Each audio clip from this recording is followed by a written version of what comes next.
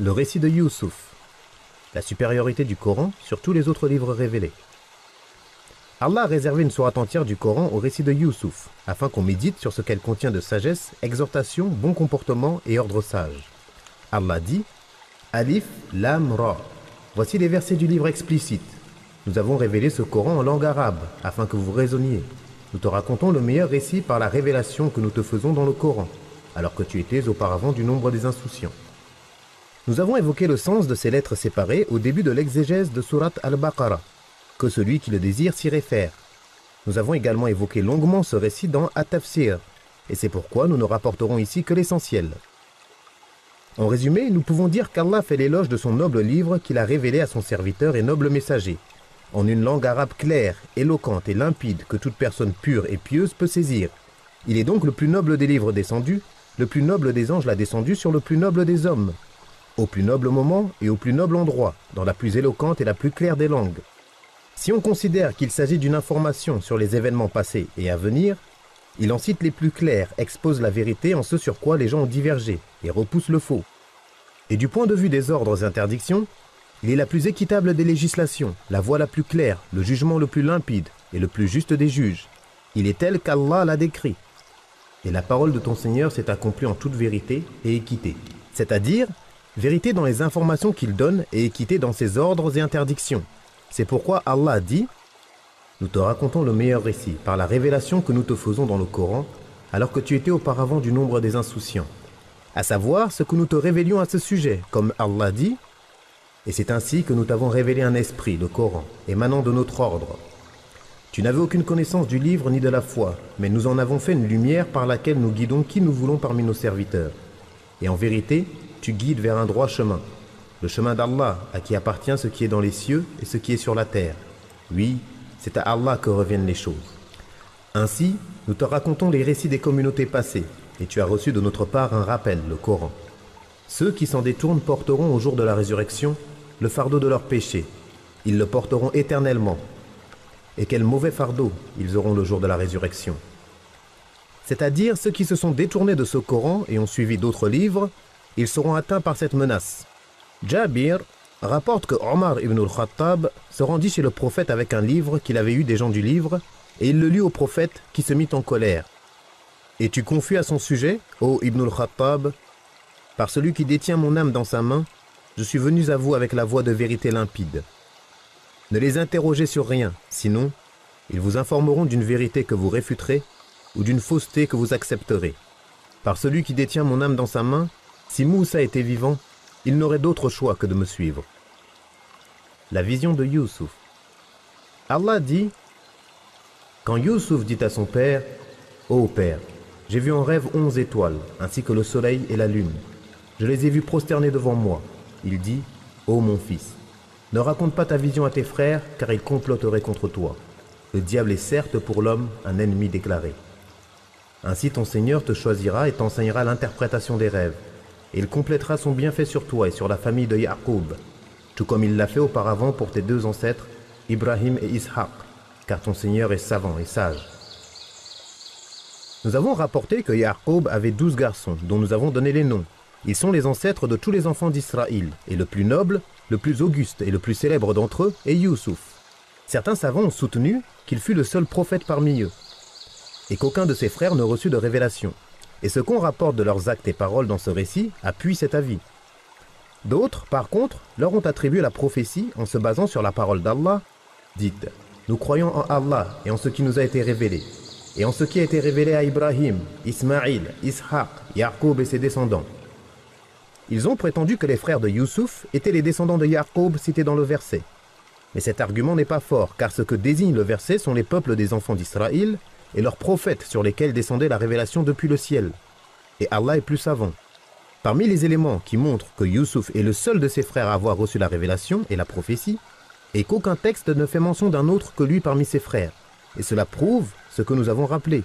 Et on peut également s'appuyer pour cela sur le hadith rapporté précédemment. Le noble, fils du noble, fils du noble, fils du noble. Youssouf, ibn Ya'qub, ibn Ishaq, ibn Ibrahim. Les exégètes racontent qu'alors qu'il était enfant, Youssouf vit en rêve 11 étoiles qui représentaient ses frères, et le soleil et la lune, qui représentaient ses parents, tous prosternés devant lui. Cela lui fit peur, et à son réveil, il raconta son songe à son père.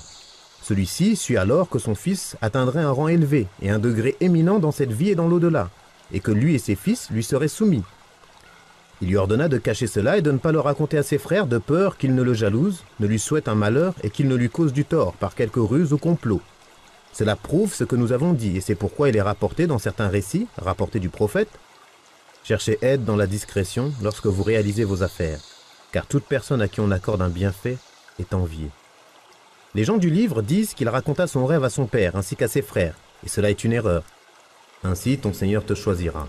C'est-à-dire, de la même façon qu'il t'a fait voir ce rêve, si tu le gardes secret, ton Seigneur te choisira, en t'accordant diverses formes de grâce et de miséricorde, et t'enseignera l'interprétation des rêves. Il te fera comprendre le sens des mots et l'interprétation des rêves d'une manière qu'il n'a enseigné à aucun autre. Il complétera son bienfait sur toi, par la révélation qu'il te fera, et sur la famille de Yaqub, c'est-à-dire, par ta cause, elle obtiendra ainsi le bien de ce monde et de l'au-delà. Tout comme il l'a fait auparavant pour tes deux ancêtres, Ibrahim et Ishaq. C'est-à-dire qu'il t'accordera ses bienfaits et te distinguera par la prophétie, tout comme il l'a accordé à ton père Yaqub, ton grand-père Ishaq et ton arrière-grand-père Ibrahim. Car ton Seigneur est savant et sage. Comme Allah dit, Allah sait mieux où placer son message. C'est pour cela que lorsqu'on demanda au messager d'Allah, quelle est la personne la plus noble? Il répondit, Youssouf, le prophète d'Allah, fils du prophète d'Allah, fils du prophète d'Allah, fils de l'ami privilégié d'Allah. La ruse des frères de Youssouf. Allah dit, il y a certes en Youssouf et ses frères des signes pour ceux qui interrogent. Quand ceux-ci dirent, Youssouf et son frère sont plus aimés de notre père que nous, alors que nous sommes nombreux. Notre père est vraiment dans un tort évident. Tuez Youssouf ou exilez-le vers un autre pays, afin que l'amour de votre père vous soit exclusivement réservé, et vous serez après cela des gens de bien. L'un d'eux dit, ne tuez pas Youssouf, mais jetez-le au fond du puits, afin qu'une caravane le recueille si vous êtes décidé à agir. Allah attire l'attention des gens sur les nombreux signes, sagesses, preuves et exhortations que contient ce récit.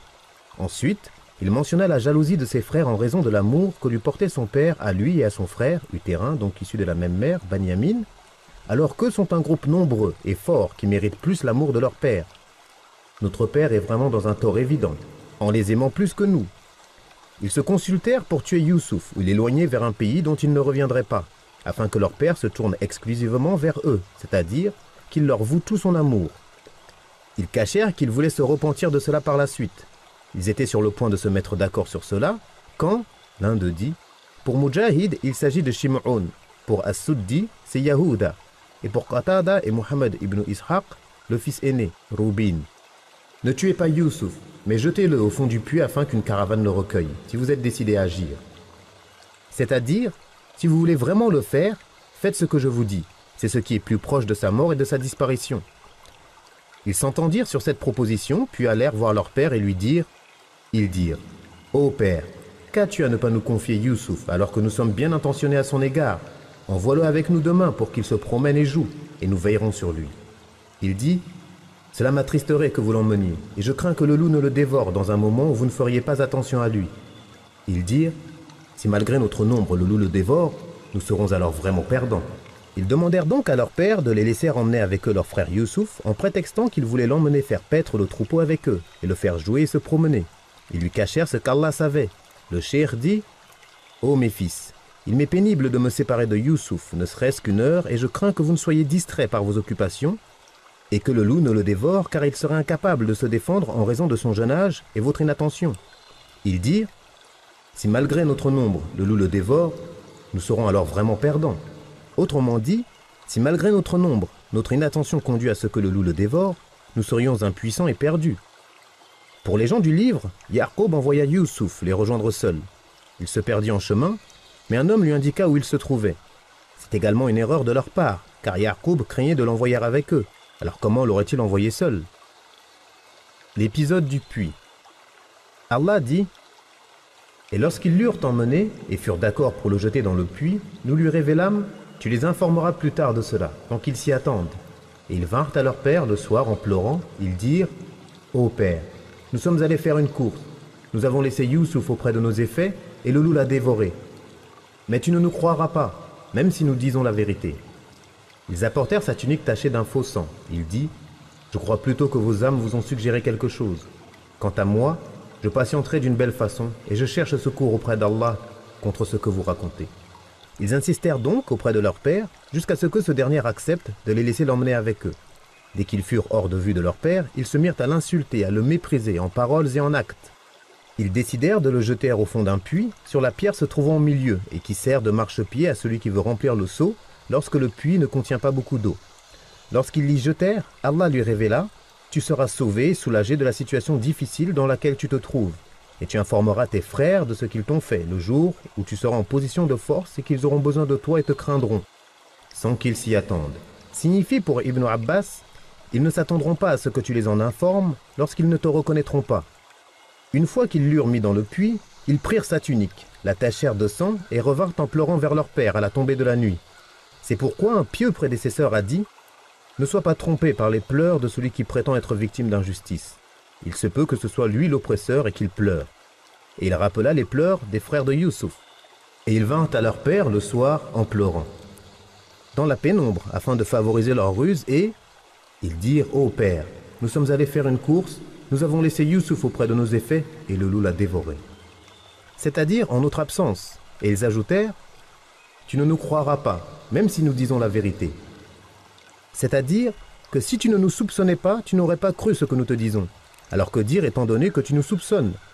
Tu craignais que le loup ne le dévore, et nous t'avons garanti qu'il ne le mangerait pas en raison de notre grand nombre autour de lui.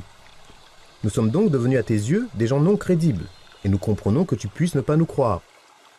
Ils apportèrent sa tunique tachée d'un faux sang, c'est-à-dire un sang qu'eux-mêmes ont mis sur sa tunique. En effet, ils égorgèrent un agneau et tachèrent la tunique de leur frère avec son sang, afin de faire croire à leur père qu'il fut dévoré par le loup. On rapporte qu'ils avaient oublié de déchirer la tunique, et le menteur se trahit par l'oubli. Lorsqu'apparurent sur eux les signes de la méfiance, leur acte ne secoua pas leur père, car il connaissait l'inimitié et la jalousie qu'il nourrissait à son égard pour l'amour qu'il lui portait en raison de ce qu'il percevait en lui, comme marque de révérence et de respect qui apparaissait chez lui dès l'enfance, et au fait qu'Allah voulait lui accorder la prophétie. Ils lui ont demandé de le prendre, l'ont éloigné de lui et sont revenus en faisant semblant de pleurer, et il leur dit « Je crois plutôt que vos âmes vous ont suggéré quelque chose. Quant à moi, je patienterai d'une belle façon, et je cherche secours auprès d'Allah contre ce que vous racontez. » Pour les gens du livre, Roubin voulait qu'ils le mettent dans le puits afin de pouvoir venir le chercher et le ramener à son père sans qu'il ne s'en aperçoive. Mais ils l'ont vendu à la caravane, et lorsqu'en fin de journée Roubin vint le chercher, il ne le trouva pas. Il cria et déchira ses vêtements. Ils saisirent un chevreau, l'égorgèrent et tachèrent de son sang la tunique de Youssouf. Lorsque Ya'qub apprit cela, il déchira ses vêtements, porta un habit noir et fut triste pour son fils très longtemps. Mais ce ne sont là que des histoires venant de leurs erreurs dans la figuration des événements. Le séjour en Égypte. Allah dit « Une caravane arriva au puits. Ils envoyèrent leur porteur d'eau qui fit descendre son seau et dit « Quelle agréable surprise, voilà un garçon !» Et ils le dissimulèrent pour le vendre telle une marchandise. Et Allah sait parfaitement ce qu'ils font. Le considérant indésirable, ses frères le vendirent à vil prix, pour quelques dirhams. Celui qui l'acheta était d'Égypte et dit à sa femme « Occupe-toi bien de lui, il se peut qu'il nous soit utile ou que nous l'adoptions. » Nous avons ainsi établi Youssouf dans le pays et lui avons appris l'interprétation des rêves. Allah accomplit son commandement, mais la plupart des gens ne savent pas. Et quand il eut atteint sa maturité, nous lui accordâmes sagesse et savoir. C'est ainsi que nous récompensons les bienfaisants. Allah nous informe qu'une fois jeté dans le puits, Youssouf attendit la délivrance d'Allah et sa prévenance envers lui. Une caravane arriva au puits, c'est-à-dire des voyageurs. Les gens du livre ont dit « Ces voyageurs transportaient avec eux de l'arachide, du pain et de la résine. Ils venaient du Cham et se dirigeaient vers l'Égypte. Ils envoyèrent donc un des leurs puiser de l'eau du puits, et lorsque cet homme fit descendre son seau dans le puits, Youssouf s'y accrocha et monta avec le seau. En le voyant, l'homme cria « Quelle agréable surprise, voilà un garçon !» Et ils le dissimulèrent pour le vendre telle une marchandise. C'est-à-dire qu'ils ont fait croire aux gens qu'ils avaient avec eux un enfant faisant partie de leur marchandise. Et Allah sait parfaitement ce qu'ils font. Allah savait ce que les frères de Youssouf avaient comploté contre lui, comment il fut traité telle une marchandise. Mais cela ne changea en rien son destin, en raison de la grande sagesse qu'il y a en cela, de son sort déjà décidé, et du fait qu'il allait être une miséricorde pour les habitants d'Égypte, en ce qu'Allah réalisera à travers cet enfant qui entra dans ce pays en esclave, avant qu'Allah ne lui accorde les rênes du pouvoir pour venir en aide aux habitants d'Égypte dans leurs affaires de ce bas monde et de l'au-delà, d'une manière incernable et indescriptible. Celui qui l'acheta était d'Égypte et dit à sa femme « Occupe-toi bien de lui, il se peut qu'il nous soit utile ou que nous l'adoptions. » Cela découle de la prévenance d'Allah à son égard, de sa miséricorde et de sa bonté envers lui, car il voulait le préparer à recevoir de lui le bien de ce monde et de l'au-delà. Nous avons établi Youssouf dans le pays. De la même manière que nous avons destiné Al-Aziz et son épouse à prendre soin de Youssouf et à être bons avec lui, nous l'avons établi dans le pays d'Égypte. Et nous lui avons appris l'interprétation des rêves, c'est-à-dire à les comprendre et les interpréter. Allah accomplit son commandement. Lorsqu'il veut une chose, il lui prédestine des causes et des éléments que les gens ne peuvent saisir. C'est pour cela qu'il dit « Mais la plupart des gens ne savent pas. » Et quand il eut atteint sa maturité, nous lui accordâmes sagesse et savoir. C'est ainsi que nous récompensons les bienfaisants. Tout cela montre que ces faits se sont déroulés avant qu'il n'eût atteint sa maturité, c'est-à-dire ses 40 ans, âge auquel le Seigneur de l'univers fait descendre la révélation aux prophètes. Les savants ont divergé sur l'âge où la maturité est atteinte, et ce qui est authentique est 40 ans. Cela est attesté par la parole d'Allah, puis lorsqu'il atteint la force de l'âge et atteint 40 ans. La séduction de la femme du grand intendant. Allah dit « Or, celle qu'il avait reçue dans sa maison essaya de le séduire. Elle ferma les portes et dit « Viens, je suis à toi. » Il dit « Qu'Allah me protège. Mon maître m'a accordé un bon asile, et certes les injustes ne réussissent pas. » Elle le désira, et il l'aurait désiré s'il n'avait vu une preuve évidente de son Seigneur. Ainsi nous avons écarté de lui le mal et la turpitude. Il était certes parmi nos serviteurs élus. Tous deux coururent vers la porte, et elle lui déchira sa tunique par derrière. Ils trouvèrent le mari à la porte. Elle dit « Quelle doit être la punition de celui qui a voulu faire du mal à ta famille, sinon la prison ou un châtiment douloureux ?» Youssouf dit « C'est elle qui a voulu me séduire. » Et un témoin de la famille de celle-ci témoigna. Si sa tunique à lui est déchirée par devant, alors c'est elle qui dit la vérité et il est du nombre des menteurs. Mais si sa tunique est déchirée par derrière, alors c'est elle qui ment et il est du nombre des véridiques. Lorsque le mari vit la tunique déchirée par derrière, il dit « C'est bien une de vos ruses de femme. Vos ruses sont vraiment immenses. Youssouf, ne pense plus à cela. Et toi, femme, implore le pardon pour ton péché, car tu es fautive. » Allah mentionne que la femme d'Al-Aziz a essayé de séduire Youssouf en lui demandant ce qui ne sied pas à son état et son rang. Cette femme était belle, jeune et riche, et d'un rang social élevé. Elle ferma les portes de sa demeure, se prépara pour lui, se fit belle, et revêtit ses plus beaux habits alors qu'elle était l'épouse du grand intendant. Youssouf était un jeune homme très beau et très élégant, mais il descendait d'une lignée de prophètes, c'est pourquoi son Seigneur le préserva de la turpitude et le protégea de la ruse des femmes. Il fait partie des 7 catégories de maîtres, nobles et pieux évoqués par le sceau des prophètes, dans ce qu'il transmet du Seigneur des cieux et de la terre. 7 personnes seront protégées par l'ombre d'Allah, le jour il n'y aura d'ombre que la sienne. Un imam juste, un homme qui, isolé, évoque Allah et fond en larmes, un homme dont le cœur demeure attaché aux mosquées lorsqu'il en sort jusqu'à y revenir, 2 hommes qui s'aiment en Allah, se rencontrent et se séparent pour lui, un jeune qui a été élevé dans l'adoration d'Allah, un homme qui fait une aumône d'une manière discrète au point que sa main droite ne sait pas ce que sa main gauche dépense, et enfin un homme qui, sollicité par une femme noble et belle, répond « Je crains Allah ». En résumé, elle l'a appelé à elle et l'a désiré au plus haut point, mais il répondit « Qu'Allah me protège. Mon maître, le mari de Zulaykha, le maître de maison, m'a accordé un bon asile, en étant généreux avec moi et en m'honorant. Et certes, les injustes ne réussissent pas. » Nous avons évoqué en détail et de manière suffisante dans At-Tafsir le sens de la parole d'Allah « Elle le désira, et il l'aurait désiré s'il n'avait vu une preuve évidente de son Seigneur. » Et la plupart des avis des exégètes à ce sujet sont empruntés aux gens du livre, donc il convient de s'en écarter, et ce qu'il faut croire est qu'Allah l'a préservé, innocenté et éloigné de la turpitude, et qu'il l'a protégé de la ruse de cette femme. C'est pour cela qu'il dit « Ainsi nous avons écarté de lui le mal et la turpitude. Il était certes parmi nos serviteurs élus. » Tous deux coururent vers la porte, c'est-à-dire qu'il la fuit et se dirigea vers la porte pour s'enfuir, mais elle le poursuivit et ils trouvèrent le mari à la porte. Elle s'empressa alors de dire « Quelle doit être la punition de celui qui a voulu faire du mal à ta famille, sinon la prison ou un châtiment douloureux ?» Elle l'accusa alors qu'elle était elle la coupable et se déclarait innocente et pure. Youssouf dit alors « C'est elle qui a voulu me séduire. » Il devait rétablir la vérité dans pareille situation. Et un témoin de la famille de celle-ci témoigna. Ce témoin dit « Si sa tunique à lui est déchirée par devant, alors c'est elle qui dit la vérité et il est du nombre des menteurs. » car cela prouverait que c'est lui qui a cherché à la séduire et qu'elle l'a repoussé jusqu'à déchirer le devant de sa tunique. Mais si sa tunique est déchirée par derrière, alors c'est elle qui ment, et il est du nombre des véridiques. Car il aurait voulu s'échapper qu'elle l'aurait poursuivi, s'attachant à lui en déchirant sa tunique. Et c'est ainsi que cela s'est passé. C'est pour cela qu'Allah dit « C'est bien une de vos ruses de femmes. Vos ruses sont vraiment immenses. » C'est-à-dire que ce qui vient de se passer vient de votre ruse et de vos stratagèmes de séduction, vous les femmes. Tu as voulu le séduire et puis tu l'as accusé injustement. Cependant, son mari a voulu passer outre ce fait en disant « Youssouf, ne pense plus à cela. » C'est-à-dire, ne le révèle à personne, car garder secret ce genre de choses est préférable et plus convenable. Il ordonna ensuite à sa femme de demander pardon pour son péché et de s'en repentir auprès de son Seigneur, car lorsque le serviteur se repent, Allah lui pardonne. Les gens d'Égypte, bien qu'ils adoraient les statues, savaient que seul Allah pardonnait les péchés ou châtiait pour cela. C'est pourquoi son époux lui demanda de se repentir et lui trouva des circonstances atténuantes, parce qu'elle était en face d'un homme d'une beauté telle qu'il était difficile de pouvoir se maîtriser. Mais Youssouf était chaste, pur, innocent de toute mauvaise intention. Et toi, femme, implore le pardon pour ton péché, car tu es fautive.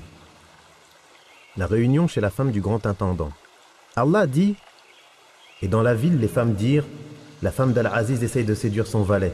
Il a vraiment rendu folle d'amour. Nous la trouvons certes dans un égarement évident. » Lorsqu'elle eut entendu leur sournoiserie, elle leur envoya des invitations et prépara pour elle une collation. Et elle remit à chacune d'elles un couteau. Puis elle dit « Montre-toi devant elle, Youssouf. » Lorsqu'elles le virent, elles l'admirèrent, se coupèrent les mains et dirent « À Allah ne plaise, ce n'est pas un homme, c'est un noble ange. » Elle dit « Voilà celui à propos duquel vous me blâmiez. J'ai essayé de le séduire, mais il s'est abstenu. Et s'il ne fait pas ce que je lui ordonne, il sera emprisonné et humilié. Il dit « Seigneur, la prison m'est préférable à ce à quoi elle m'invite. Et si tu n'écartes pas de moi leur ruse, je pencherai vers elle et serai du nombre des ignorants. » Son Seigneur l'exauça et éloigna de lui leur ruse. Il est celui qui entend et sait tout. Allah mentionne les critiques, les calomnies et les diffamations que les épouses des dignitaires et les filles des puissants adressèrent à la femme d'Al-Aziz, coupable d'avoir voulu séduire son valet et d'être tombée éperdument amoureuse de lui, alors qu'il n'était qu'un simple valet et ne méritait pas cela. C'est pourquoi elles dirent « Nous la trouvons certes dans un égarement évident », c'est-à-dire en ne mettant pas les choses à leur place. Lorsqu'elle eut entendu leur sournoiserie, leur diffamation, leur mépris, leur calomnie et leurs reproches pour être tombée éperdument amoureuse de son valet, alors qu'elle pouvait être excusée pour cela, elle décida de leur prouver que si elle avait succombé à la passion et à la tentation, c'était plus fort qu'elle, car ce valet n'était pas comme elle l'imaginait et ne ressemblait en rien aux autres valets. Elle les convia à un banquet et leur offrit des fruits qui nécessitaient l'emploi de couteaux, comme le cédra et autres. Elle donna à chacune d'elles un couteau et elle prépara Youssouf pour l'occasion en lui disant de mettre ses plus beaux habits, lui qui était dans la fraîcheur de la jeunesse, et d'entrer dans la salle ainsi. Il entra dans la salle, plus éclatant que la pleine lune. Lorsqu'elles le virent, elles l'admirèrent. C'est-à-dire qu'elles le glorifièrent, l'encensèrent et ne purent imaginer qu'il puisse exister aussi bel homme. Elles étaient tellement obnubilées par sa beauté qu'elles s'oublièrent et ne remarquèrent même pas qu'elles étaient en train de se couper les mains et de se blesser. À Allah ne plaise, ce n'est pas un homme, c'est un noble ange. Dans le hadith du voyage nocturne, le prophète a dit « Je suis passé près de Youssouf et j'ai vu qu'il lui a été donné la moitié de la beauté. » As-Suhayli ainsi que d'autres imams ont dit « Cela veut dire qu'il avait la moitié de la beauté d'Adam, car Allah a créé Adam de ses mains et lui a insufflé de son esprit. De ce fait, il jouissait d'une beauté humaine parfaite. C'est pour cela que les gens du paradis auront la taille d'Adam et sa beauté. Ainsi, Youssouf avait la moitié de cette beauté, et personne n'avait été aussi beau depuis Adam, de même qu'aucune femme après Hawa n'avait été aussi belle que Sarah, la femme d'Ibrahim. » Ibn Mas'ud a dit « Le visage de Youssouf était aussi éclatant que l'éclair, et lorsqu'une femme lui parlait, il cachait son visage. D'autres ont dit que son visage était le plus souvent voilé afin que les gens ne le voient pas. C'est pour cela que lorsqu'il entra chez les femmes invitées chez l'épouse d'Al-Aziz, et qu'elles furent éblouies à sa vue au point de couper leurs mains, elle leur a dit « Voilà donc celui à propos duquel vous me blâmiez. » Elle fit ensuite l'éloge de sa chasteté. J'ai essayé de le séduire, mais il s'est abstenu. C'est-à-dire qu'il refusa. Et s'il ne fait pas ce que je lui ordonne, il sera emprisonné et humilié. Les autres femmes essayèrent de le convaincre d'accepter les avances de sa maîtresse, mais il refusa énergiquement et résista, car elle était de la lignée des prophètes. Il invoqua alors le Seigneur de l'univers et dit « Seigneur, la prison m'est préférable à ce à quoi elle m'invite. Et si tu n'écartes pas de moi leur ruse, je pencherai vers elle et serai du nombre des ignorants. C'est-à-dire, si tu me confies à ma propre personne, alors je suis faible, incapable, je ne peux ni bien ni mal pour moi-même, sauf en ce que tu veux. Je suis faible, sauf si tu me renforces, me protèges, me préserves, et m'entoure par ta force et ta puissance. C'est pour cela qu'Allah dit, son Seigneur l'exauça et éloigna de lui leur ruse. Il est celui qui entend et sait tout. L'épisode de la prison. Allah dit, puis, après qu'ils eurent vu les preuves de son innocence, ils l'emprisonnèrent quand même pour un temps. 2 jeunes entrèrent avec lui en prison. L'un d'eux dit, « Je me vois en rêve, pressant du raisin. » Et l'autre dit, « Et moi je me vois portant sur la tête du pain dont les oiseaux mangent. Donne-nous l'interprétation de nos rêves, car nous te voyons du nombre des bienfaisants. » Il répondit, « Je vous en donnerai l'interprétation avant que n'arrive votre repas. Cela fait partie de ce que mon Seigneur m'a enseigné. Certes, j'ai abandonné la religion d'un peuple qui ne croit pas en Allah et qui nie la vie future. Et j'ai suivi la religion de mes ancêtres, Ibrahim, Ishaq et Yaqub. Il ne nous convient pas d'associer à Allah quoi que ce soit. Ceci est une grâce qu'Allah nous a faite, ainsi qu'aux gens, mais la plupart ne sont pas reconnaissants. Ô mes compagnons, qu'est-il préférable d'adorer? Des seigneurs multiples ou Allah l'unique, le dominateur suprême? Vous n'adorez en dehors de lui que des noms que vous avez inventés, vous et vos ancêtres, pour lesquels Allah n'a révélé aucune preuve. Le pouvoir n'appartient qu'à Allah. Il vous a ordonné de n'adorer que lui. Telle est la religion droite, mais la plupart des gens ne savent pas. Ô mes compagnons, l'un de vous donnera du vin à boire à son maître, quant à l'autre, il sera crucifié, et les oiseaux mangeront de sa tête. L'affaire sur laquelle vous me consultez est déjà décidée. Même après la preuve de l'innocence de Youssouf, Al-Aziz et son épouse ont jugé qu'il valait mieux le mettre en prison afin d'étouffer le scandale et de faire croire aux gens que c'était lui qui a essayé de la séduire. À cause d'elle, il fut donc emprisonné injustement, mais Allah en avait décidé ainsi et a préservé Youssouf de leur compagnie. C'est pourquoi Ash-Shafi'i rapporte que certains soufis en ont déduit que fait partie de la préservation le fait de ne pas trouver. Allah dit, 2 jeunes entrèrent avec lui en prison. On dit que l'un d'eux était le serveur du roi et l'autre son goûteur, qu'on a dit s'appeler Mujlis. Le roi les avait accusés d'un délit et les avait emprisonnés. En voyant Youssouf en prison, ils furent impressionnés par son aspect, sa droiture, ses bonnes manières, son comportement, ses paroles, ses faits et gestes, sa fervente adoration d'Allah et sa bienfaisance envers ses semblables. Tous 2 firent un songe, selon les exégètes, la même nuit. Le serveur a vu 3 ceps de vigne fleurir et mûrir pour donner des grappes de raisin. Il les cueillit, les pressa dans la coupe du roi et la lui servit. Quant au goûteur, il s'est vu portant sur la tête 3 corbeilles de pain où venaient manger des oiseaux carnassiers. Chacun lui raconta son rêve et lui demandèrent de les interpréter en disant « Nous te voyons du nombre des bienfaisants ». Il leur répondit qu'il en connaissait l'interprétation et ajouta « Je vous en donnerai l'interprétation avant que n'arrive votre repas ». On rapporte que cela veut dire « Quels que soient les songes que vous avez vus, je peux vous les interpréter avant qu'ils ne se concrétisent, et ils se réaliseront comme je vous le dirai. » On rapporte aussi que cela signifie « Je suis capable de vous informer de la composition du repas qui vous sera apporté avant qu'il n'arrive, sucré ou amer, comme à dire Isa, et je vous apprends ce que vous mangez et ce que vous amassez dans vos maisons. » Il leur dit « Cela fait partie de ce qu'Allah m'a enseigné, car je crois en lui, je professe son unicité et je suis la voix de mes nobles ancêtres, Ibrahim, Ishaq et Yaqub. Il ne nous convient pas d'associer à Allah quoi que ce soit. Ceci est une grâce qu'Allah nous a faite, en nous guidant vers cela, ainsi qu'aux gens. C'est-à-dire en nous ordonnant d'appeler les gens à lui et de les orienter et guider vers lui, car cela est inscrit en eux et est inné. Mais la plupart ne sont pas reconnaissants. Il les a ensuite appelés à l'unicité d'Allah et blâma l'adoration de tout autre qu'Allah, méprisa et déprécia les idoles. Il dit « Ô mes compagnons, qu'est-il préférable d'adorer? Des seigneurs multiples ou Allah, l'unique, le dominateur suprême? Vous n'adorez en dehors de lui que des noms que vous avez inventés, vous et vos ancêtres, pour lesquels Allah n'a révélé aucune preuve. Le pouvoir n'appartient qu'à Allah. C'est lui qui administre ses créatures et fait ce qu'il veut. Il guide qui il veut et égare qui il veut. Il vous a ordonné de n'adorer que lui, c'est-à-dire seul et sans associé. Telle est la religion droite, mais la plupart des gens ne savent pas. Bien qu'elle soit claire et limpide, ils ne se dirigent pas vers elle. L'appel qu'il leur adresse à cet instant représente le summum de la perfection, car ils avaient une grande admiration pour lui et étaient disposés à accepter tout ce qu'il leur disait. Il convenait donc qu'il les appelle vers ce qui leur sera plus utile que ce sur quoi il l'avait interrogé. Après avoir fait ce qu'il était tenu de faire et montré la bonne direction, il dit « Ô mes compagnons, l'un de vous donnera du vin à boire à son maître. Il s'agit du serveur. Quant à l'autre, il sera crucifié et les oiseaux mangeront de sa tête. Il s'agit du goûteur. L'affaire sur laquelle vous me consultez est déjà décidée. C'est-à-dire que cela aura lieu inéluctablement. C'est pourquoi il est dit dans le hadith « Le rêve est comme accroché à la patte d'un oiseau tant qu'il n'est pas interprété. Et lorsqu'il est interprété, il se réalise. » Allah dit Et il dit à celui des deux dont il savait qu'il serait délivré, « Parle de moi auprès de ton maître. » Mais le diable lui fit oublier de rappeler le cas de Youssouf à son maître. Il resta donc en prison quelques années. Allah mentionne que Youssouf a dit à celui dont il savait qu'il allait être délivré, c'est-à-dire le serveur, « Parle de moi auprès de ton maître, c'est-à-dire plaide ma cause auprès de ton maître, et rappelle-lui que je suis emprisonné sans avoir commis de délit. Il y a là une preuve qu'il est permis de recourir aux moyens disponibles et licites, et que cela ne s'oppose pas à la confiance en Allah.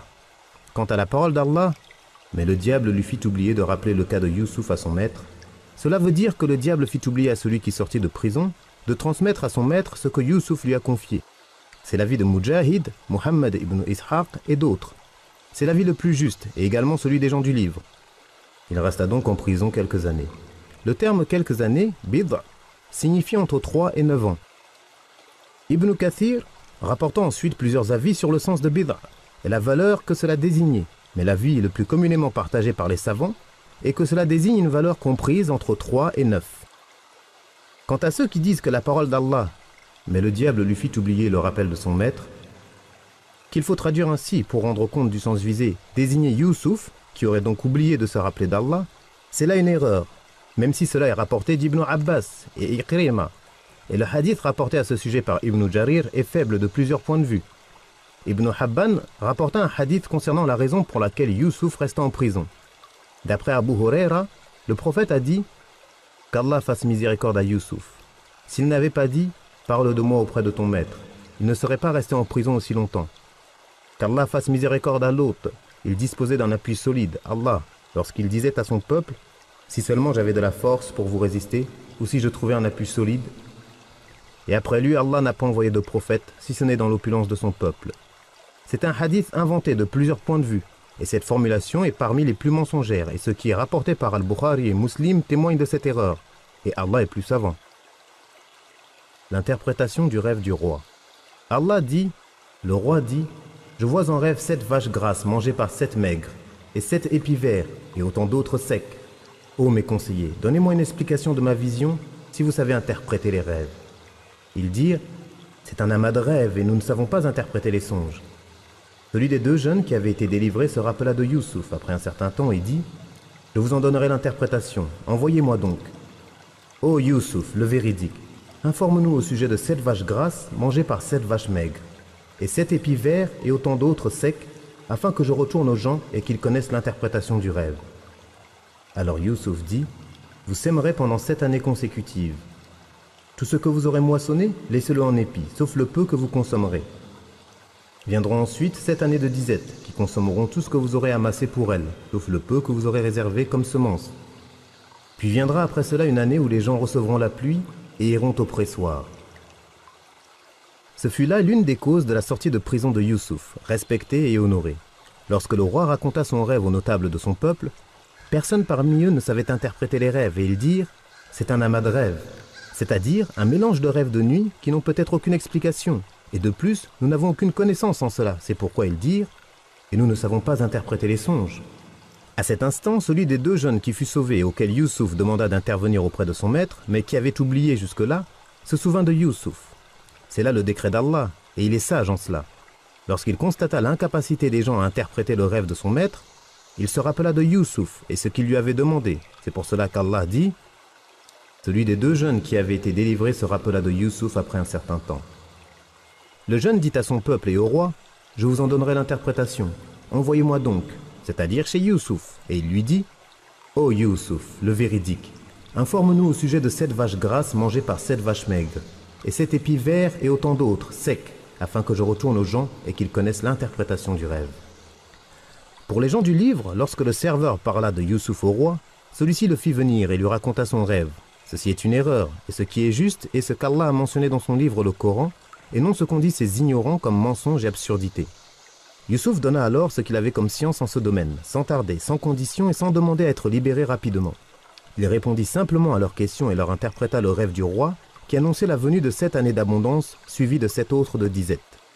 Puis viendra après cela une année où les gens recevront la pluie, c'est-à-dire qu'ils auront la pluie, l'abondance et la prospérité, et ils iront au pressoir, c'est-à-dire qu'ils presseront, comme par le passé, leurs raisins, leurs olives, leurs grains de sésame et autres. Il interpréta le rêve, leur indiqua le bien et leur montra ce qu'ils devaient faire en cas d'abondance et de disette, stocker les grains récoltés, sauf ceux qu'ils consommeront, et les laisser dans leurs épis durant la période d'abondance de cette année. Puis, pendant la période de sécheresse, garder un peu de semences pour pouvoir planter par la suite, car on pense généralement qu'on ne peut remettre le grain dans le champ. Ces conseils sont une preuve évidente de la perfection de ses connaissances, de son intelligence et de la perspicacité de son jugement. Révélation de l'innocence de Youssouf. Allah dit, le roi dit, amenez-le-moi. Puis lorsque l'émissaire arriva auprès de lui, Youssouf dit, retourne auprès de ton maître et demande-lui, quelle était la raison qui poussa les femmes à se couper les mains? Mon Seigneur connaît bien leur ruse. Alors le roi leur dit, qu'est-ce qui vous a poussé à essayer de séduire Youssouf? Elles dirent, à Allah ne plaise, nous ne connaissons rien de mal contre lui. Et la femme d'Al-Aziz dit, la vérité s'est maintenant manifestée. C'est moi qui ai voulu le séduire, et il est certes du nombre des véridiques. Ceci afin qu'il sache que je ne l'ai pas trahi en son absence, et qu'en vérité, Allah ne guide pas les traîtres dans leur ruse. Malgré tout, je ne m'innocente pas, car l'âme incite fortement au mal, sauf celui que mon Seigneur a préservé. Mon Seigneur est certes pardonneur et miséricordieux. Lorsque le roi prit connaissance de la science de Youssouf, et de la justesse de son raisonnement, de son jugement, et de sa compréhension, il ordonna qu'on le lui amène afin d'en faire un de ses proches conseillers. Mais quand l'émissaire du roi vint le chercher, Youssouf préféra ne pas sortir de prison avant qu'on ne reconnaisse qu'il fut injustement emprisonné et qu'il était innocent de ce dont on l'avait faussement accusé. Retourne auprès de ton maître, c'est-à-dire le roi, et demande-lui quelle était la raison qui poussa les femmes à se couper les mains. Mon Seigneur connaît bien leur ruse. Cela signifie, mon maître Al-Aziz sait que je suis innocent de ce dont on m'accuse. Demande donc au roi d'interroger les femmes sur la manière dont j'ai refusé avec force de succomber à ce qui n'était ni raisonnable ni sain. Lorsqu'on les interrogea, elles avouèrent et reconnurent son comportement louable. À Allah ne plaise, nous ne connaissons rien de mal contre lui. Et Zulaykha, la femme d'Al-Aziz, dit, la vérité s'est maintenant manifestée, d'une manière claire et limpide, et la vérité est plus en droit d'être suivie. C'est moi qui ai voulu le séduire, et il est certes du nombre des véridiques. Véridique en ce qu'il dit sur son innocence, il n'a jamais voulu me séduire, et il a été emprisonné injustement et faussement. Quant à ses paroles, ceci afin qu'il sache que je ne l'ai pas trahi en son absence, et qu'en vérité, Allah ne guide pas les traîtres dans leur ruse. On rapporte qu'elles sont de Youssouf, donc le sens en serait « J'ai voulu cela afin qu'Al-Aziz sache que je ne l'ai pas trahi en son absence ».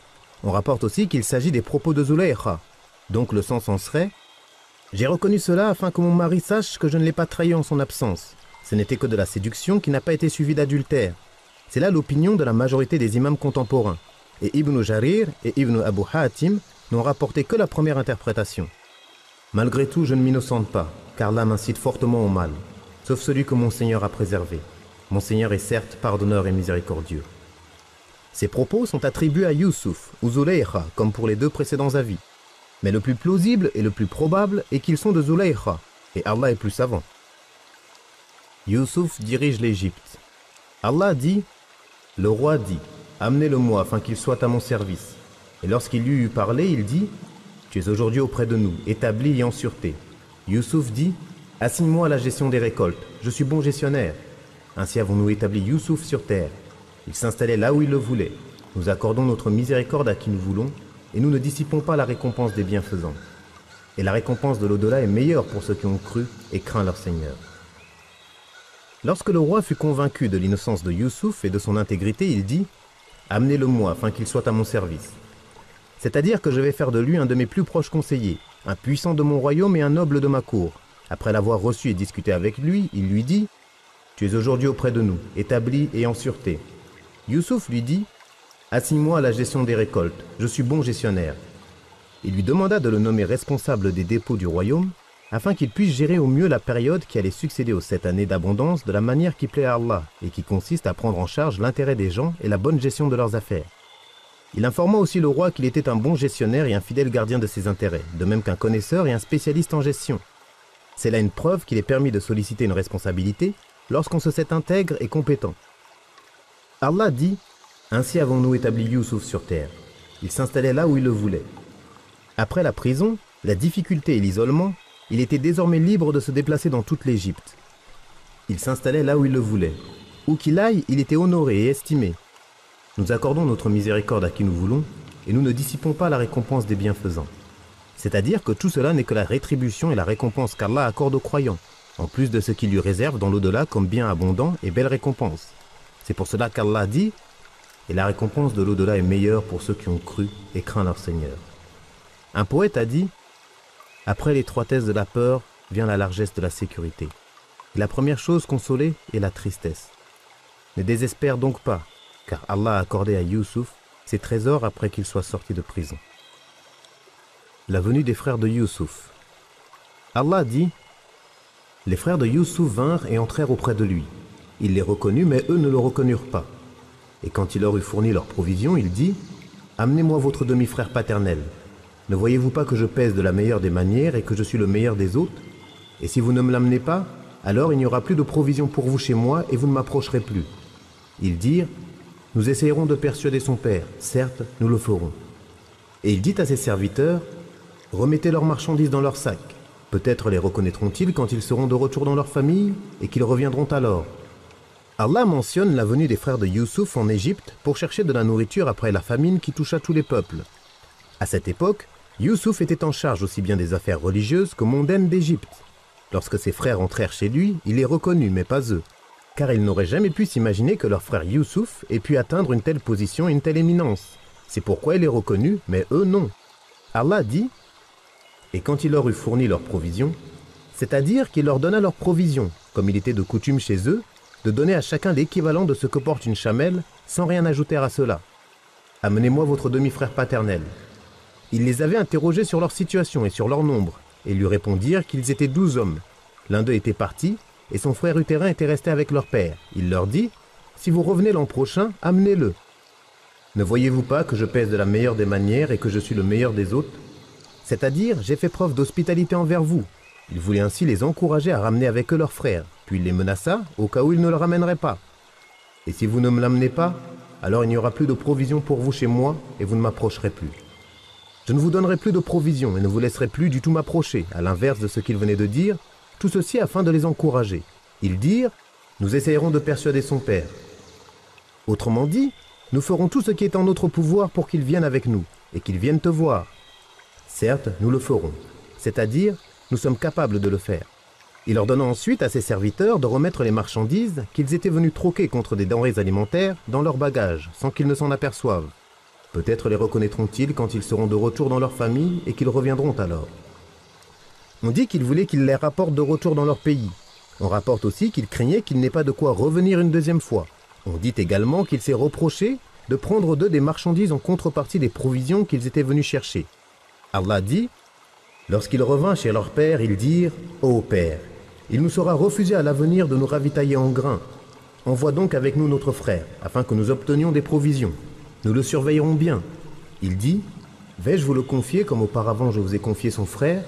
Mais Allah est le meilleur gardien, et il est le plus miséricordieux des miséricordieux. » Et lorsqu'ils ouvrirent leurs bagages, ils trouvèrent qu'on leur avait rendu leurs marchandises. Ils dirent « Ô père, que désirons-nous de plus? Nos marchandises nous ont été rendues. En retournant en Égypte, nous approvisionnerons notre famille, nous veillerons à la sécurité de notre frère, nous aurons une charge de chameau supplémentaire et c'est là un gain facile. » Il dit « Je ne l'enverrai avec vous que si vous me prêtez serment au nom d'Allah que vous me le ramènerez, sauf cas de force majeure. » Lorsqu'ils lui eurent prêté serment, il dit « Allah est garant de ce que nous disons. » Et il dit « Ô mes fils, n'entrez pas par une seule porte, mais par des portes différentes. Je ne peux cependant vous être d'aucune utilité contre l'ordre d'Allah. Le pouvoir n'appartient qu'à Allah. En lui je place ma confiance, et c'est à lui que doivent se confier ceux qui placent leur confiance. » Ils pénétrèrent dans la ville comme leur père leur avait ordonné, mais cela ne leur servit à rien contre l'ordre d'Allah. Ce n'était qu'une recommandation que Ya'qub avait jugé bonne de leur faire. Il connaît parfaitement ce que nous lui avions enseigné, mais la plupart des gens ne savent pas. Allah mentionne ce qu'il est advenu au retour des frères de Youssouf auprès de leur père, lorsqu'ils lui dirent « Il nous sera refusé à l'avenir de nous ravitailler en grains. Si tu ne nous laisses pas emmener avec nous notre jeune frère, par contre, s'il vient avec nous, nous serons ravitaillés. » Et lorsqu'ils ouvrirent leurs bagages, ils trouvèrent qu'on leur avait rendu leurs marchandises. Ils dirent « Ô père, que désirons-nous de plus? C'est-à-dire, que demander de plus, puisque même nos marchandises nous ont été restituées. En retournant en Égypte, nous approvisionnerons notre famille. C'est-à-dire que nous pourrons subvenir à leurs besoins et leur apporter de quoi combattre la pauvreté. Nous veillerons à la sécurité de notre frère, et par sa venue, nous aurons une charge de chameau supplémentaire. » Allah dit « C'est là un gain facile, c'est-à-dire en contrepartie de la venue de son autre fils. Yaqub craignait que quelque chose n'arrive à son fils Benyamin, qui lui rappelait Youssouf, lui tenait compagnie et remplaçait son frère auprès de lui. C'est pour cela qu'il leur dit « Je ne l'enverrai avec vous que si vous me prêtez serment au nom d'Allah que vous me le ramènerez, sauf cas de force majeure. C'est-à-dire, sauf si aucun d'entre vous ne peut le ramener. » Lorsqu'ils lui eurent prêté serment, il dit « Allah est garant de ce que nous disons. » Il appuya ainsi les engagements, confirma le pacte et prit des dispositions pour assurer le retour de son fils. Or, toutes les précautions du monde ne peuvent rien face au destin. Et si ce n'était son besoin et les besoins de son peuple en provision, il n'aurait jamais envoyé son fils bien-aimé. Mais les décrets divins renferment des sagesses, et le Seigneur décrète, choisit et décide ce qu'il veut. Il est le sage, l'omniscient. Yaqub ordonna ensuite à ses fils de ne pas entrer dans la ville par une seule porte, mais par plusieurs. On rapporte qu'il voulait leur éviter d'être victimes du mauvais œil, car ils étaient beaux. On rapporte aussi qu'il voulait qu'ils se dispersent afin d'obtenir des informations ou une trace de Youssouf. Le premier avis est plus évident, et c'est pourquoi il dit « Je ne peux cependant vous être d'aucune utilité contre l'ordre d'Allah. » Allah dit « Ils pénétrèrent dans la ville comme leur père leur avait ordonné, mais cela ne leur servit à rien contre l'ordre d'Allah. Ce n'était qu'une recommandation que Yaqub avait jugé bonne de leur faire. Il connaît parfaitement ce que nous lui avions enseigné, mais la plupart des gens ne savent pas. » Youssouf et ses frères. Allah dit « Et quand ils furent entrés auprès de Youssouf, celui-ci retint son frère auprès de lui en disant « Je suis ton frère, ne te chagrine pas pour ce qu'il faisait. » Lorsqu'il leur eut fourni leurs provisions, il mit la coupe dans le sac de son frère, et alors qu'il s'apprêtait à partir, un homme cria « Caravaniers, vous êtes des voleurs !» Ils se retournèrent en disant « Que recherchez-vous » Ils répondirent « Nous cherchons la coupe du roi. Celui qui la portera aura en récompense la charge d'un chameau, et j'en suis garant. » Ils dirent « Par Allah, vous savez que nous ne sommes pas venus pour semer la corruption dans le pays et que nous ne sommes pas des voleurs. Quelle sera la peine du coupable si vous mentez ?» Ils dirent « La peine infligée à celui sur qui elle sera retrouvée et qu'il doit se livrer comme esclave à la victime du vol. C'est ainsi que nous punissons les malfaiteurs. » Youssouf commença par les sacs des autres avant celui de son frère, puis il la fit sortir du sac de son frère. Nous suggérâmes ainsi cette ruse à Youssouf, car il ne pouvait pas se saisir de son frère selon la justice du roi, si ce n'est par la volonté d'Allah. Nous élevons en degré qui nous voulons, et au-dessus de tout homme de science, il y a plus savant. Ses frères dirent « S'il a commis un vol, c'est qu'un de ses frères a volé auparavant. » Youssouf ne leur dévoila pas ce qu'il pensait et se dit « Vous êtes bien pire encore, et Allah est plus savant du sens de vos propos. » Ils dirent « Ô gouverneur, il a un père très vieux, prends l'un de nous à sa place. Nous voyons que tu es du nombre des bienfaisants. » Il dit « À Allah ne plaise de prendre un autre que celui chez qui nous avons trouvé notre bien. Nous serions alors vraiment injustes. » Allah mentionne ce qui se passa lorsqu'ils arrivèrent avec Benyamin chez son frère utérin Youssouf, qui lui accorda l'hospitalité, l'informa en secret qu'il était son frère, lui ordonna de garder cela secret et le consola des mauvais traitements qu'il lui avait infligés. Ensuite, il rusa pour le garder auprès de lui sans œufs. Il demanda à ses serviteurs de mettre sa grande coupe, dans laquelle il buvait et pesait la nourriture pour les gens, dans le sac de Benyamin. Puis il les accusa d'avoir volé la coupe du roi, et promit la récompense d'une charge de nourriture à qui la rapporterait. Ils protestèrent contre cette accusation portée contre eux et condamnèrent ce qu'il leur dit. « Par Allah, vous savez que nous ne sommes pas venus pour semer la corruption dans le pays et que nous ne sommes pas des voleurs. Quelle sera la peine du coupable si vous mentez ?» Ils dirent « La peine infligée à celui sur qui elle sera retrouvée est qu'il doit se livrer comme esclave à la victime du vol. C'est ainsi que nous punissons les malfaiteurs. » Selon leur loi, le voleur était livré comme esclave à sa victime. C'est pour cela qu'ils dirent « C'est ainsi que nous punissons les malfaiteurs. » Allah dit « Youssouf commença par les sacs des autres avant celui de son frère, puis il la fit sortir du sac de son frère, afin que l'accusation soit plus grave et la ruse plus subtile. Nous suggérâmes ainsi cette ruse à Youssouf, car il ne pouvait pas se saisir de son frère selon la justice du roi. Si les frères de Youssouf n'avaient pas reconnu que dans leur loi, le voleur devait être livré comme esclave à sa victime, Youssouf n'aurait pas pu garder son frère avec lui selon la loi du roi d'Égypte. Si ce n'est par la volonté d'Allah, nous élevons en degré qui nous voulons, c'est-à-dire en science. Et au-dessus de tout homme de science, il y a plus savant. Youssouf était plus savant qu'eux, plus perspicace et plus résolu.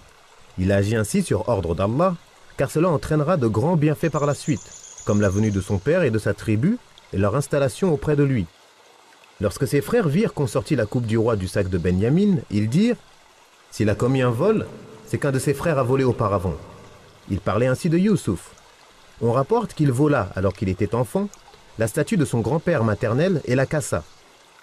On rapporte aussi que lorsqu'il était enfant, sa tante paternelle cacha une ceinture appartenant à Ishaq dans ses habits sans qu'il le sache, puis qu'elle fut découverte.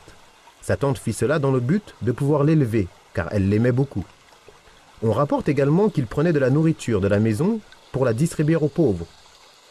D'autres explications ont été aussi avancées à ce sujet. C'est pour cela qu'ils ont dit « S'il a commis un vol, c'est qu'un de ses frères a volé auparavant. » Youssouf ne leur dévoila pas ce qu'il pensait et se dit « Vous êtes bien pire encore, et Allah est plus savant du sens de vos propos. » Il leur répondit en son fort intérieur et non à haute voix, par clémence, magnanimité et bienveillance à leur égard.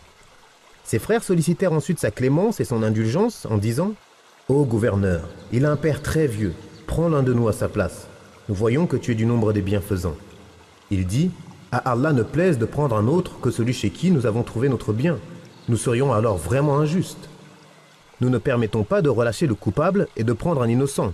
Nous ne prenons que celui sur lequel nous avons trouvé nos effets. » Pour les gens du livre, Youssouf se présenta à eux à ce moment, et c'est là encore une de leurs erreurs et un manque de compréhension de leur part. L'espoir et la tristesse de Ya'qub.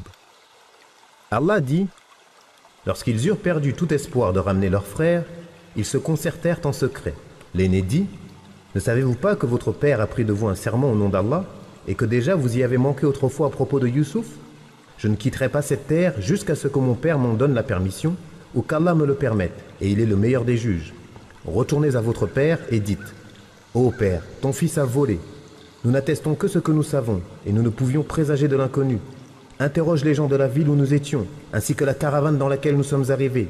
Nous disons réellement la vérité. » Alors Ya'qub dit « Je crois plutôt que vos âmes vous ont suggéré quelque chose. Il ne me reste plus donc qu'une belle patience.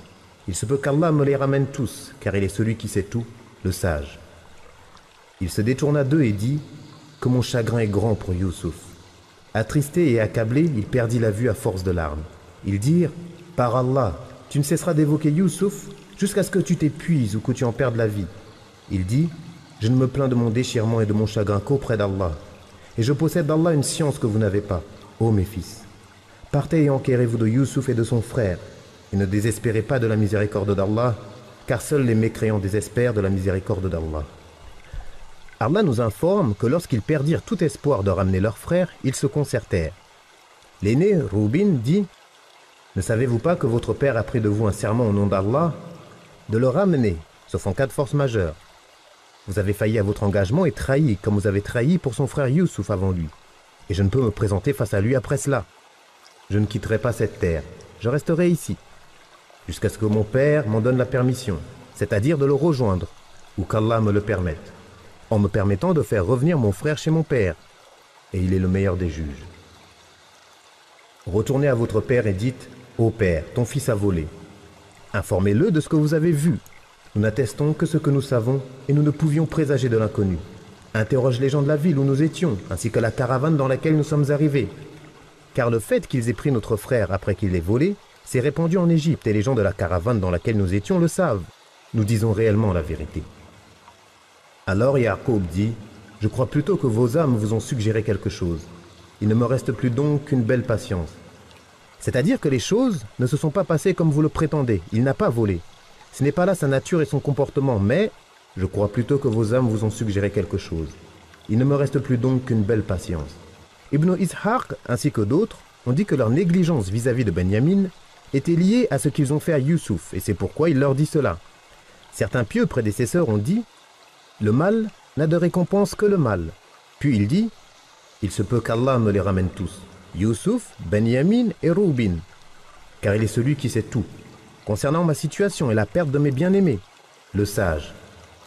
En ce qu'il prédestine et accomplit, à lui appartient la sagesse parfaite et la preuve irréfutable. » Il se détourna d'eux et dit « Que mon chagrin est grand pour Youssouf. » Son nouveau chagrin lui rappela l'ancien et rouvrit sa blessure, comme dit le poète.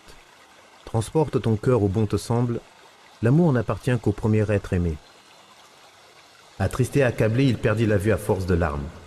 En raison de son immense chagrin, son affliction et son désir ardent de revoir Youssouf, voyant la douleur que la séparation provoquait chez lui, ses enfants dirent par miséricorde, compassion et amour pour lui « Par Allah, tu ne cesseras d'évoquer Youssouf jusqu'à ce que tu t'épuises ou que tu en perdes la vie. Tu ne cesseras pas de le mentionner jusqu'à ce que ton corps soit décharné et que tes forces s'épuisent. tu devrais plutôt te ménager. Il dit, je ne me plains de mon déchirement et de mon chagrin qu'auprès d'Allah, et je possède d'Allah une science que vous n'avez pas. Il leur répondit, je ne me plains ni auprès de vous, ni auprès de quiconque de ma situation, mais uniquement auprès d'Allah. Et je sais qu'Allah m'accordera une issue et une délivrance, et je sais que le rêve de Youssouf doit nécessairement se réaliser, et que je dois me prosterner devant lui, ainsi que vous, d'après ce qu'il a vu en rêve. C'est pour cela qu'il leur dit, et je possède d'Allah une science que vous n'avez pas. Puis il leur dit, pour les inciter et les encourager à poursuivre les recherches pour retrouver Youssouf et son frère, ô mes fils, partez et enquérez-vous de Youssouf et de son frère, et ne désespérez pas de la miséricorde d'Allah, car seuls les mécréants désespèrent de la miséricorde d'Allah. C'est-à-dire, ne désespérez pas, car après la difficulté vient la délivrance, et seuls les mécréants désespèrent de la miséricorde d'Allah, de sa délivrance et de ce qu'il prédestine comme issue à la difficulté. Youssouf se présente à ses frères. Allah dit, et lorsqu'ils s'introduisirent auprès de Youssouf, ils dirent, ô gouverneur, la famine nous a touchés, nous et notre famille, et nous venons avec une marchandise sans grande valeur. Donne-nous une pleine mesure et fais-nous la charité. Certes, Allah récompense ceux qui sont charitables. Il dit, savez-vous ce que vous avez fait de Youssouf et de son frère alors que vous étiez ignorants? Ils dirent, serais-tu Youssouf? Il dit, je suis Youssouf, et voici mon frère. Certes, Allah nous a accordé ses bienfaits. Pour celui qui craint son Seigneur et patiente, Allah ne fait pas perdre la récompense des bienfaisants. Ils dirent, par Allah, vraiment Allah t'a préféré à nous, et nous avons été fautifs. Il dit, nul blâme contre vous aujourd'hui, qu'Allah vous pardonne, c'est lui le plus miséricordieux des miséricordieux. Prenez ma tunique que voici, et posez-la sur le visage de mon père. Il recouvrera aussitôt la vue, et amenez-moi toute votre famille. Allah mentionne le retour auprès de Youssouf de ses frères qui lui demandèrent de les approvisionner et de faire preuve de charité en libérant Benyamin. Et lorsqu'ils s'introduisirent auprès de Youssouf, ils dirent, ô gouverneur, la famine nous a touchés, nous et notre famille, en raison de la sécheresse, de la difficulté de la situation et de notre nombreuse famille. Et nous venons avec une marchandise sans grande valeur, c'est-à-dire insignifiante à qui personne n'accorde de valeur, sauf si tu nous pardonnes. Lorsque Youssouf vit leur situation, le peu de biens qu'il leur restait, il leur révéla son identité et s'approcha d'eux en les informant de l'ordre de son Seigneur et du leur, et en montrant sur son front des signes par lesquels ils le reconnaissaient. Savez-vous ce que vous avez fait de Youssouf et de son frère alors que vous étiez ignorants? Avec étonnement, et alors qu'ils étaient venus chez lui plusieurs fois sans le reconnaître, ils dirent, serais-tu Youssouf? Il dit, je suis Youssouf, et voici mon frère. C'est-à-dire, je suis Youssouf, auquel vous avez fait subir ce que vous savez et que vous avez maltraité. Et voici mon frère, qui confirme ce qu'il vient de dire, la jalousie qu'il leur portait et la ruse qu'ils préparèrent contre eux. C'est pourquoi il leur dit, certes, Allah nous a accordé ses bienfaits. Par sa bienfaisance envers nous, ses faveurs à notre égard, en nous ayant accordé refuge et en veillant sur nous. Ceci en raison de l'obéissance que nous avons vouée à notre Seigneur, notre patience face aux méfaits, notre bonté envers notre Père, son amour immense et sa tendresse pour nous. Pour celui qui craint son Seigneur et patiente, Allah ne fait pas perdre la récompense des bienfaisants.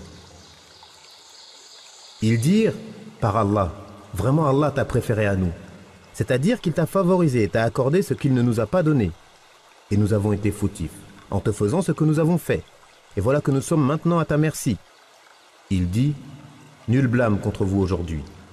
À partir d'aujourd'hui, je ne vous blâmerai plus pour ce que vous avez fait. Et il ajouta, qu'Allah vous pardonne.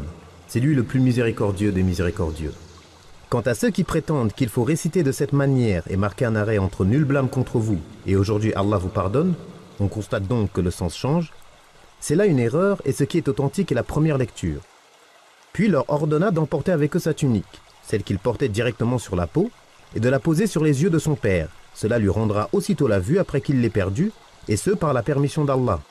Et cela fait partie des événements extraordinaires, des preuves de la prophétie et des plus grands miracles. Il leur ordonna ensuite de ramener toute leur famille en Égypte, où règne la prospérité et où ils seront réunis à nouveau après des années de séparation, de la manière la plus complète et la plus précieuse. La tunique de Youssouf. Allah dit, lorsque la caravane s'approcha de leur terre, leur père dit, je sens l'odeur de Youssouf, même si vous dites que je radote. Ils lui dirent, par Allah, te voilà bien dans ton ancien égarement. Puis quand arriva le porteur de bonne annonce, il posa la tunique sur le visage de Yaqub. Celui-ci recouvra aussitôt la vue et dit, ne vous ai-je pas dit que j'ai d'Allah une science que vous n'avez pas? Ils dirent, ô Père, implore pour nous le pardon de nos péchés. Nous étions certes fautifs. Il dit, J'implorerai pour vous le pardon de mon Seigneur, car c'est lui le pardonneur, le très miséricordieux. Abd-ar-Razzaq rapporte qu'Ibn Abbas a dit à propos de ce verset: lorsque la caravane s'approcha de leur terre, c'est-à-dire lorsque la caravane se mit en route, un vent se leva et transporta vers Ya'qub l'odeur de la tunique de Youssouf. Leur père dit: je sens l'odeur de Youssouf, même si vous dites que je radote. Il sentit son odeur à une distance de 8 jours de marche. Al-Hassan al-Basri et Ibn Jurayj al-Makki ont dit que la distance était de 8 lieues. Ils ont ajouté que Ya'qub était alors séparé de Youssouf depuis 24 ans. Quant à cette parole, même si vous dites que je radote, c'est-à-dire même si vous pensez que je suis sénile, Ibn Abbas, Ata, Mujahid, Sa'id ibn Jubayr et Qatada l'ont expliqué en disant: même si vous dites que je suis stupide. Mujahid et Al-Hassan ont dit également: même si vous dites que je suis sénile. Ils lui dirent: par Allah, te voilà bien dans ton ancien égarement. Qatada et As-Suddi ont dit qu'ils lui ont adressé des propos très durs. Allah dit: puis, quand arriva le porteur de bonne annonce, il posa la tunique sur le visage de Ya'qub. Dès qu'il arriva, il mit la tunique sur le visage de Ya'qub, et sa vue revint aussitôt, et il dit alors à ses fils: ne vous avais-je pas dit que j'ai d'Allah une science que vous n'avez pas?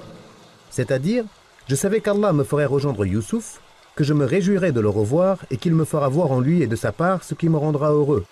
C'est alors qu'ils dirent: ô Père, implore pour nous le pardon de nos péchés, nous étions certes fautifs. Ils lui demandèrent d'invoquer pour eux le pardon d'Allah, pour s'être mal comportés envers lui et son fils et ce qu'ils lui ont fait. Et c'est parce qu'ils avaient l'intention de se repentir de leur acte avant même de le perpétrer, qu'Allah leur accorda ce repentir lorsqu'ils tombèrent dans leur faute. Leur père accepta de répondre à leur demande en disant: j'implorerai pour vous le pardon de mon Seigneur, car c'est lui le pardonneur, le très miséricordieux.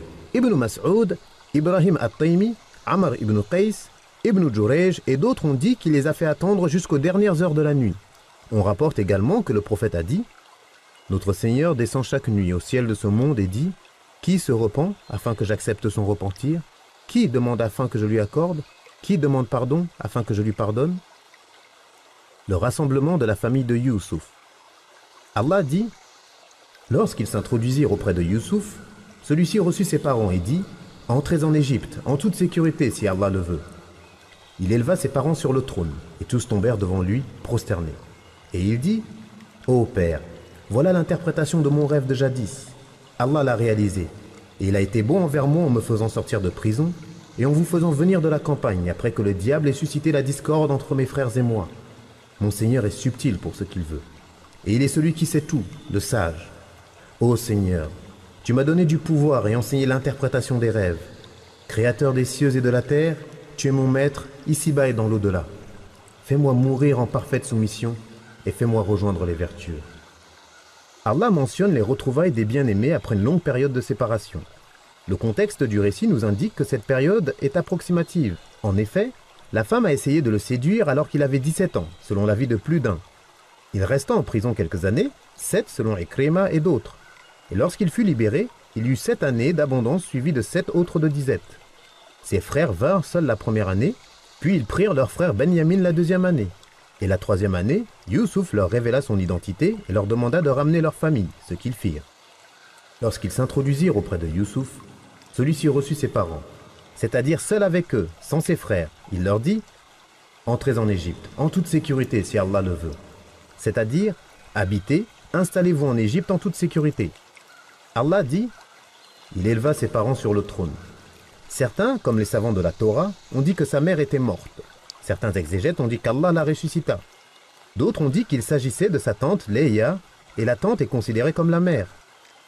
Pour Ibn Jarir et d'autres, le Coran montre clairement que sa mère est restée vivante jusqu'à ce jour, et qu'il ne faut donc pas considérer ce que les gens du livre rapportent de contraire. C'est un avis très fort, et Allah est plus savant. Il les éleva sur le trône, à savoir qu'il les fit asseoir à ses côtés, et tous tombèrent devant lui, prosternés. Ses parents et ses 11 frères, par respect et honneur. Et cela a été légiféré à leur époque, et le fut encore dans les législations suivantes, jusqu'à être interdit dans notre religion. Il dit: ô Père, voilà l'interprétation de mon rêve de jadis. Voilà donc l'interprétation du rêve que je t'ai raconté, dans lequel 11 étoiles, ainsi que le soleil et la lune, se prosternaient devant moi, et que tu m'as ordonné de cacher tout en me faisant une promesse. Allah l'a réalisé, et il a été bon envers moi en me faisant sortir de prison. Après l'angoisse et la difficulté, il a fait de moi un homme de pouvoir dont la parole est appliquée en Égypte. Et en vous faisant venir de la campagne, après que le diable ait suscité la discorde entre mes frères et moi. Concernant ce qu'ils m'ont fait, comme il a précédé, puis il dit, « Mon Seigneur est subtil pour ce qu'il veut. » C'est-à-dire que lorsqu'il veut une chose, il prépare les causes et facilite leur réalisation, d'une manière que les serviteurs ne peuvent saisir. Il les prédestine et les facilite par sa subtilité et son immense pouvoir. Et il est celui qui sait tout, sur toute chose, le sage, concernant ses créatures, sa législation et sa prédestination. L'invocation de Youssouf. Après avoir vu qu'Allah avait parachevé ses bienfaits sur lui et que sa famille était de nouveau réunie, Youssouf sut que cette demeure terrestre était éphémère et que toute chose qu'elle contient et toute personne doit disparaître. Après l'accomplissement, il ne peut y avoir que diminution. Alors, il loua son Seigneur comme il sied à sa personne et reconnut l'immensité de sa bienfaisance. Il lui demanda, et il est le meilleur de ceux à qui on peut s'adresser, de le faire mourir lorsque son heure viendrait, soumis, et de le faire rejoindre ses serviteurs pieux.